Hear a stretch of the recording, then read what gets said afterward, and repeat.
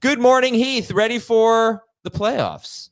I'm very excited. I think we are getting Isaac Guerendo tonight. Adam Schefter reporting that Guerendo says he's good to go, just like he said on Sunday. They just were being extra precautionary with him.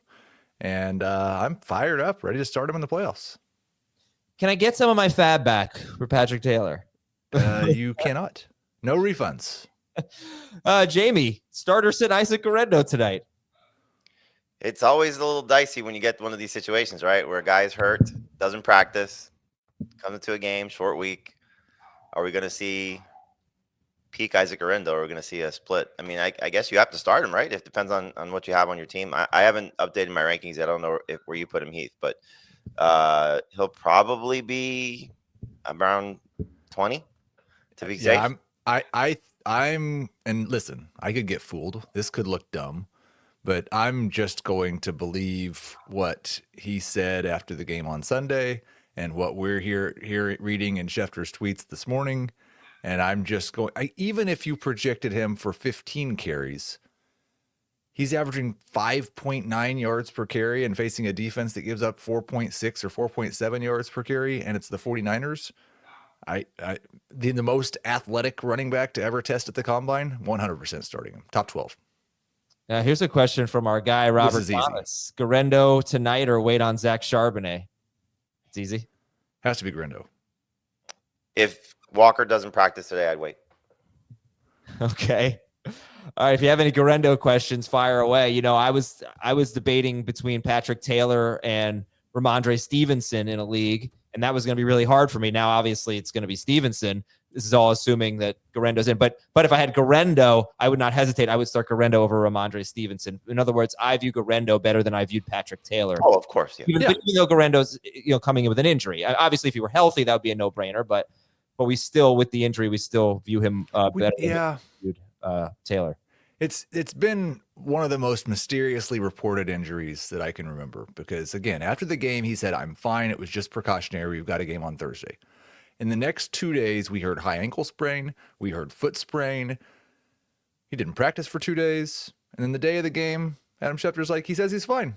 Says he feels good. He did practice yesterday, though, right? He was limited yesterday, I thought. Even better. It was a walkthrough that it was a walkthrough that they designated him as limited. He did not practice. Okay, fair enough. I don't believe they practiced all week. So a few Guerendo questions here from the chat. Guerendo or Malik Neighbors? Neighbors. Guerendo for me. Guerendo or Braylon Allen?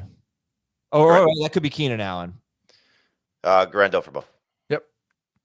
Okay, Guerendo or Zay Flowers? Guerendo. Guerendo. And Ryan says, if you start Guerendo, you will regret it when he pulls a Bucky Irving and sits out after 3 plays. That's the concern. I mean, look, it's just so frustrating. It really is so frustrating. Like, what if they're winning and they pull him and he doesn't do anything to help you? Like, they were winning and they pulled him last game after he scored 27 fantasy points or something. Yeah. I mean, look, he's awesome. He's got the chance to really be special, but oh boy. Man.